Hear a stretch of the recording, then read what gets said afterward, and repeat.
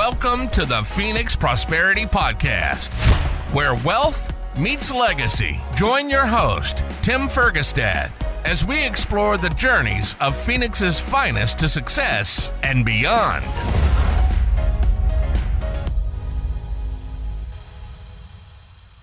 All right. Hello, everyone. This is Tim Fergestad. Thank you for joining us. Today's guest is Dr. Matthew Dorchester, a Scottsdale-based physician who has spent more than 25 years helping professional athletes and everyday patients optimize performance, recovery, hormones, and long-term health. Welcome to the show, Dr. Dorchester. Thank you. I appreciate it. Thank you. All right. So we were just talking about how much the Valley's changed over the years. I've been here about 20 years. You've been here a little longer. And you're up off of Scottsdale in the 101. That is correct. Yes. Yes. And it's a beautiful that has area. Changed a lot. Oh my gosh. Oh my gosh. I don't even recognize it anymore. Okay. But your practice, has that changed much over the years? We seem to be getting more and more patients as the population increases. And the population that we're seeing is, let's say, between 25 and 75. So there's a nice mixture of individuals that we're enjoying today. Okay. But has your focus of your practice over the years made sort of different pivots along the way as technologies have changed and treatments? Yes, of course, we use all of the standard therapies for rehabilitation, but we also are very diagnostic centered as well. So we'll use CT, MRI, PET scan, and so on and so forth in diagnosing and treating injuries. And our primary focus on the injuries has been in the whiplash or cervical acceleration deceleration field. And we see the injuries both in the field, like a football field or a soccer field, as well as on the freeway. And they're very similar. They're very similar in nature. And once we started seeing these individuals, more and more people started talking about it, and we started getting busier with just those particular cases. And one of the things that we practice on a regular, ongoing basis is respect. When the patient walks through the door, there isn't anything that they have to do except sign in, and that's very easy. And they don't wait more than 5 minutes. We're very timely, Nice. and we respect people, and we want to make sure that they get exactly what they need. Nice. That's a big deal nowadays. Yeah. Yeah. Okay. So, what do high performers understand about health that the average person misses? Right? Because you have whiplash, but then you also have a lot of performance athletes and specialists who come in with these types of injuries. Is that fair to say? Yes. They're a little more in tune, maybe? The professional athletes that we see are usually individuals that come in as a result of working hard in a comfortable area during the winter time, and they're looking for a better environment in which to take care of themselves. And a lot of the professional athletes are very in tune. They have schedules that are 5, sometimes 6 days a week, where they're constantly taking care of themselves. Stretching therapists, massage therapists, chiropractors, medical providers, and so on and so forth. They're a very educated group of individuals. And as one professional athlete said to me from the Washington Redskins, and I'll say it that way because I don't mind hearing that, he said, "I make a lot more money than you do. So tell me everything that you're going to do so that I know exactly what you're going to perform on me," which was a very easy thing to do, obviously. And we worked with him for a period of time, and he saw some great results, and it was a perfect experience for him.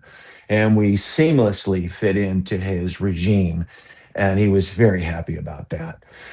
When it comes to individuals that are, let's say, in an automobile accident, they're a little less educated in respect to what they need and what they should be receiving. And we make sure that people Right. understand the details of all of that so that it's a comfortable experience. And they don't end up leaving thinking to themselves, what am I supposed to do now? Right. So we're very attentive in that area. Okay. Okay. Yeah. There's a big difference between people who've been in the physical performance space their whole life and people who just, got injured. Are you seeing a change in the demographics, particularly the younger ages? I remember when my daughter played club soccer for years, they didn't allow headers up to a certain age, right? They weren't, and football's been dropping off. My son played tackle football for a couple seasons, and even then it's been decreasing the numbers in most places for kids playing uh, uh, tackle football anyway. Are you seeing Yeah, a corresponding drop in those types of injuries? we do to some degree or another, but Scottsdale is a very big area for sports. Mhm. There's all kinds of sports going on here all times of the year. The ice den is probably 12 minutes from the office, and they've got 24 hours They do. of hockey going on and Yep. various And sports. And so there's all kinds of injuries in hockey, if you can yep. imagine. I've had And then friends there who play there at about midnight sometimes. it's just beautiful. And then a lot of the schools around here, the high schools, they have various sports activities that are not officially associated with the school itself. So they have club Hmm? activities. And it seems like most of the parents that we see who bring in their children, they're constantly on the go. They're getting Johnny into the car at 3 o'clock, and Mary's going to be at her practice at 4. And it's a constant revolution of patients and people through the office and their very busy schedules. Okay. Okay. But generally speaking, despite the area's grown so much, you're not seeing a decrease in cases per se, but there's no numbers that you can point to that say it looks like injuries are less, at least head injuries or whiplash. We're always concerned about head injuries. Mild traumatic brain injuries are very important, and during a whiplash, whether it's on the field or if it's on the highway, it's a very important concern. Um, so there's more attention to it, and equipment is more designed to support the head and the neck area. But most of the parents don't do that. There are some that do. Children that have histories of contact sports, if they've had issues in the past, then the parents will buy particular equipment to support them in it. But generally speaking, the equipment is very expensive, and there's just not a desire or a demand for that. It's just the standard equipment. Great helmets in football, um, great support systems in the thoracic region, and so on. So injuries are injuries. Kids are going to go out there. Professional athletes are going to go out there because they love the game and they want to play hard and they want to do their best. And that is always the perfect mixture for injury. Right. Right. Yeah. Good point. So, rather than what percentage of your practice do you think is focused on whiplash injury versus sort of general, uh, I guess, is it, do you focus on hormonal balance and stuff? What would you say are the different main branches of your practice? So we have the hormone side, and we also have the rehabilitation side. And whiplash injuries, whether it's on the field or it's in on the highway, that is probably 50% of what Oh, we wow. do. Okay. And in addition to that, as I said, we marry the relationship of hormones to the recovery. And the only way we do that is if there is a deficiency on the initial intake or signs or symptoms that tell us that there's a deficiency, then we test for that. And generally speaking, clients that are 35 years and up, they will have deficiencies. They may not be absolutely abnormal in terms of hormones, but they're absolutely a low normal, which is symptomatic, generally Okay. speaking. So we have the hormone issue in the practice, and that's probably 40%. And as I said before, we marry that with the Right. accident injuries. Okay. Well, hormones are incredibly powerful. They're involved in everything. So that makes sense. Why do you suppose hormone therapy is so misunderstood? I don't necessarily see that Oh, okay. in today's culture, especially in Arizona versus, let's say, New York. Arizona is a very up to date population. They know about self care and they know about hormone replacement therapy, and they understand that there is a direct link between the way that they feel and uh, testosterone or other related hormones. They make that connection. I think in the last decade or two, we've seen an increase in the number of podcasts and television programs that talk about hormone replacement therapy. Right. It is very popular. It's something that we love to do because it changes people's lives. Right. I've seen women come in with their husbands, and the husbands aren't feeling all that great about themselves or the relationship. And after we go through an analysis and begin the hormone process, the wife is ecstatic and she comes in with a big smile and talks about how wonderful he is now. Oh, wow. Well, yeah, if you're chronically tired, right? Low energy, foggy, unmotivated, I mean that has impacts everywhere. It does. It absolutely does. So do you treat mostly men for hormone optimization in your clinic? We do. Yes, we do. I'd say that it's probably 70% men and 30% women. And obviously, when we're dealing with men, testosterone is the primary tool that we use. But with women, we're using estrogen and progesterone. And these are all bioidentical to some degree or another, Okay. which takes away the stigma of cancer. For such a long time, estrogen has Right. been linked to breast cancer, but we don't see that in a bioidentical estrogen. Okay. Okay. At what point does like low T become more than just aging? Generally speaking, the culture is finally coming around to realize that you hit your peak in testosterone at approximately 18 to 22, maybe 23, and then it Okay. starts decreasing after that. By the time that individuals are in their early 30s to mid 30s, they're now symptomatic.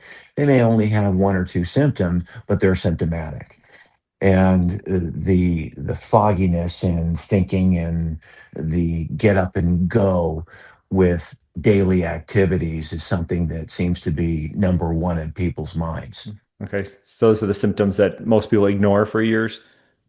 They do, because as my parents once thought, well, that's just aging. Right. That is just the way that it is. And so what if you're 40 pounds overweight or 50 Right. or 100?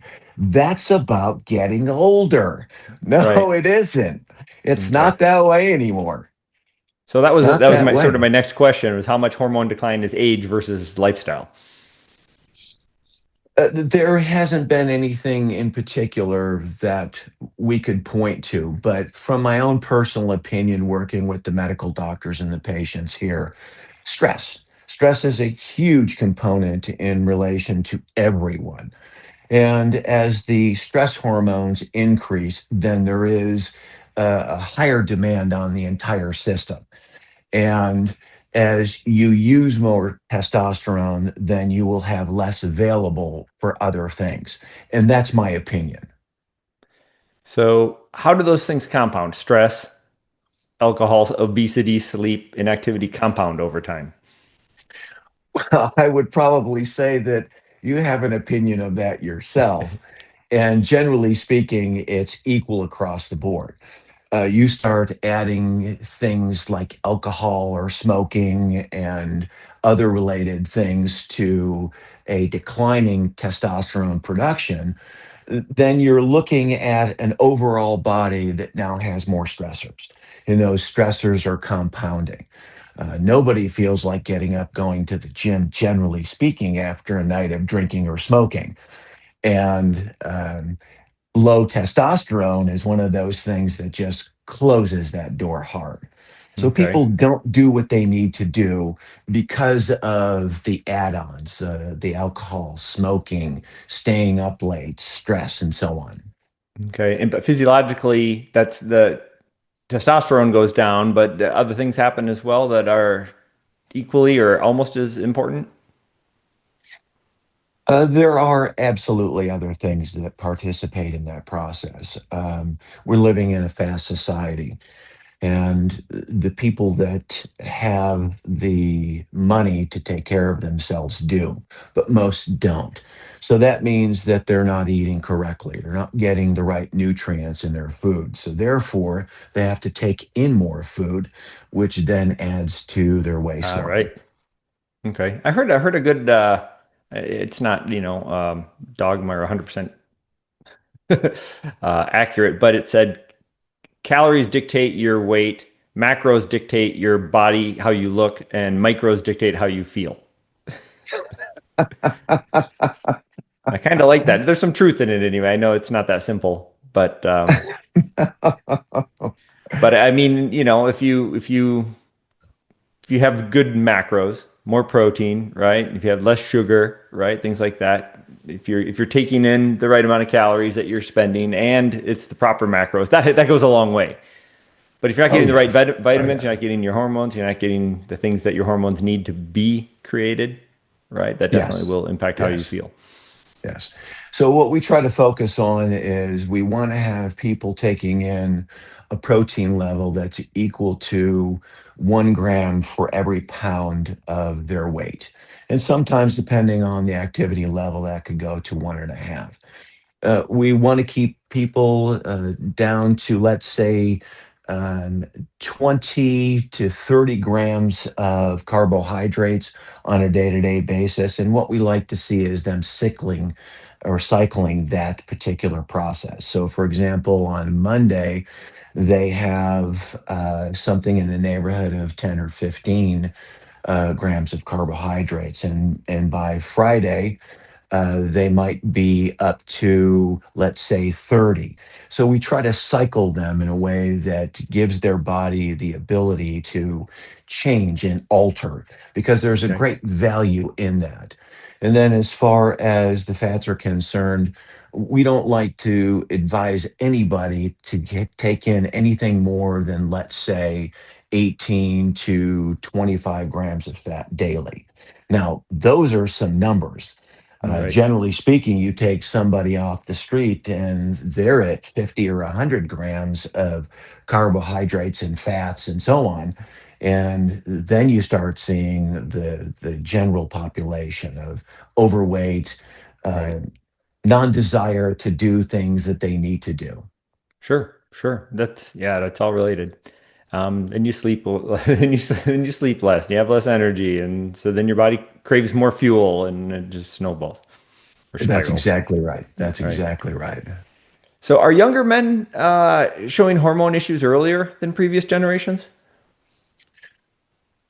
On a standard level in our practice, we do have standouts, not necessarily a normal, but we do have standouts. One particular 16-year-old boy had gone through multiple surgeries because he was extremely overweight, Oh, obese. right, And it was a situation where nobody thought that at 16 years old, he could be deficient in testosterone.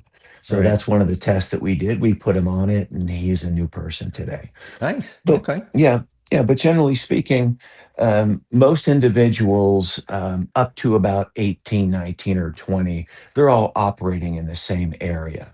Now, Okay. if you have disease processes that can either increase testosterone or decrease testosterone, those are different categories. Okay. What's your framework for deciding whether somebody needs testosterone replacement therapy It's all versus blood work. lifestyle intervention?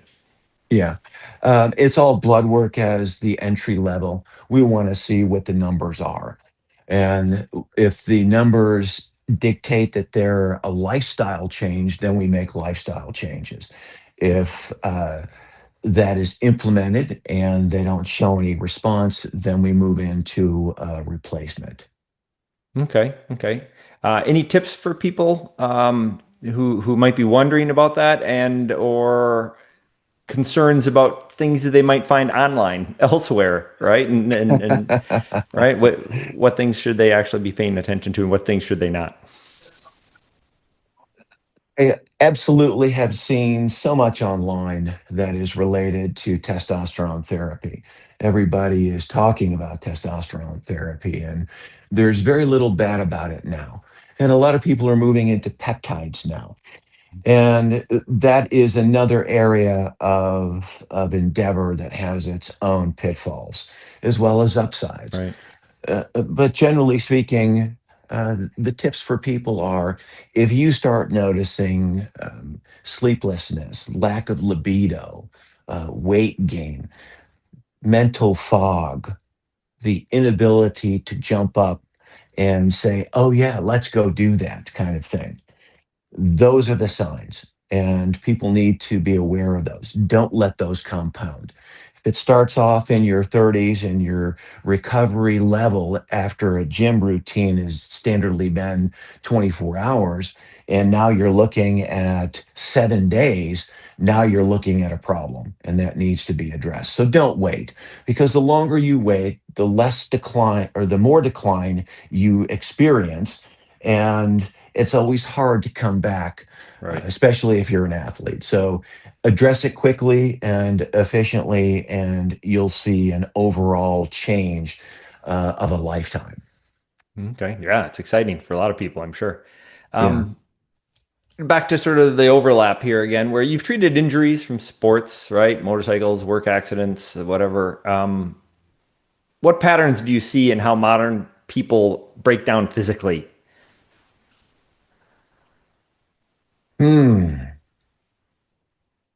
That's kind of a question that there isn't a lot of variability when it comes to that.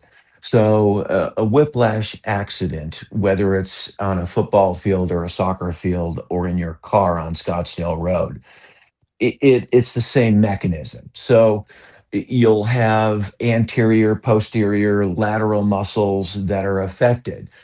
Um, that doesn't change much. It doesn't change much at all. And the stronger people are, the less likely they are to be injured seriously. Okay. So, but in terms of over the past several decades, you haven't seen people recovering quicker or slower. For the most part, as individuals care for themselves and take better steps to improve nutrition and other related things, then they're a lot easier to work with. There's no question about that. And chiropractic care has become a staple for a generation of younger people. And they'll tend to do better in injuries because the musculoskeletal system is prepared for those kinds of injuries. Staying strong, all of these things are important in that process. Okay. I've had some really great guests on the show. One of them was Clint Borman, a friend of mine who's has a wellness clinic, right? And he offers red light therapy, cryotherapy, all this other stuff as a physical therapist. Have you seen those uh, impact or speed up recovery of whiplash? We don't necessarily implement that because we tend to focus more on a hands on approach. after a whiplash accident on the field or in a car, there is a lot of musculoskeletal injury Hmm. depending on the force of the trauma. Sure. You can't red light something out of muscle tissue. There's inflammation and scar tissue that's beginning to form. That needs to be remodeled. And it's a process that's a hands on. It's range of motion, it's strength training, it's Sure. proper alignment. There's a number of things. And then what we found is that many people are now buying the equipment. That is to say, they will buy red light therapy Hmm. mats or otherwise, and they'll implement themselves. Okay. But I mean, in terms of the idea is to increase perfusion and recovery and stuff of the tissue, right? That is correct. That is Okay. correct. Obviously, we use ultrasound and we use lasers and we use other related things, Okay. but for the most part, we try to stick to the physical nature of rehabilitation, which is where we Okay. see the greatest advancement. Okay. Okay. Um, yeah, this is interesting. Just what the medical system in the U.S. now is often reactive, right? Instead of preventative. Do you think do you think we're over medicated and under disciplined? Right? What frustrates you the most with like the current medical system? Well, um, just as a side note, the insurance system has gone into the tubes on an epic level. And we were at once at 95% insurance. Wow. After Obamacare passed in 2010, we no longer took insurance, and it took us approximately until about 2015, 2016 to get out of insurance. Oh, wow. So when it comes to that, people tend to take less care of themselves as far as the insurance is concerned because it's no longer there. Um, Restate your question because I went off on a tangent.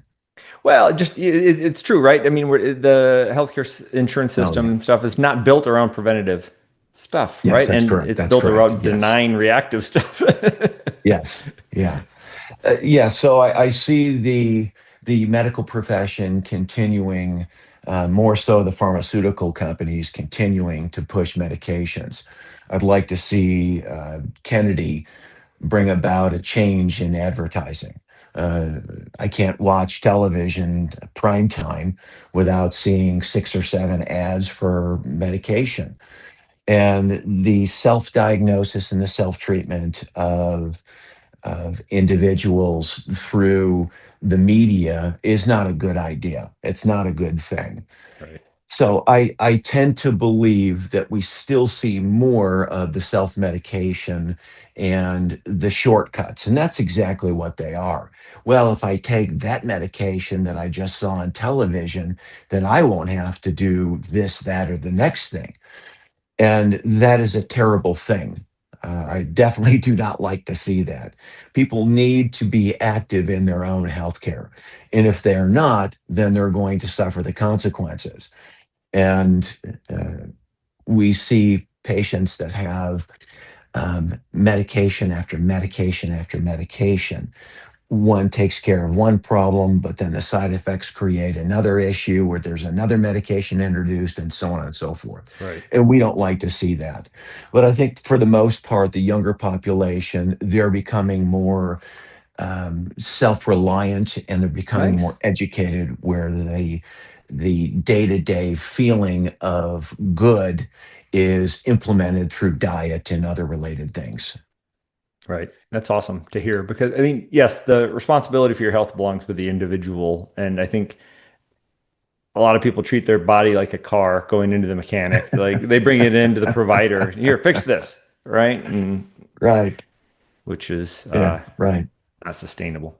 Um, okay. Well, good stuff. Thank you very much, Dr. Dorchester.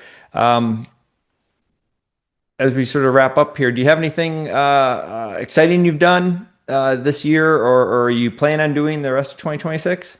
You can share. Well, at 63, I'm going to continue to get into the gym and work it Nice. hard because Nice. that's the only way that I come into the office 6 days a week. Oh, wow. Okay. Excellent. So, so the statement is keep my mind focused and keep doing what I need to do. Excellent. Excellent. Thanks All for right. asking, by the way. Yeah. All right. All right. Well, uh, Dr. Dorchester, if people would like to connect with you and learn more, where can they go? What should they do? You may dial our main number at 480-991-3399. Again, 480-991-3399. Or you can go to our website at mybesthealth.com. All And right. everything you need to know is either handled through the website, or you can call us and we'd be happy to answer questions. Okay. Excellent. Well, thank you everyone for listening and watching. Thank you very much, Dr. Matthew Dorchester, for joining us today and sharing your insights into whiplash and its overlap with hormone therapy. Thank you. Thank you. Inspired by our guests? Visit PhoenixProsperityPodcast.com/guest and join us on the show and share your success story with Tim. The spotlight awaits.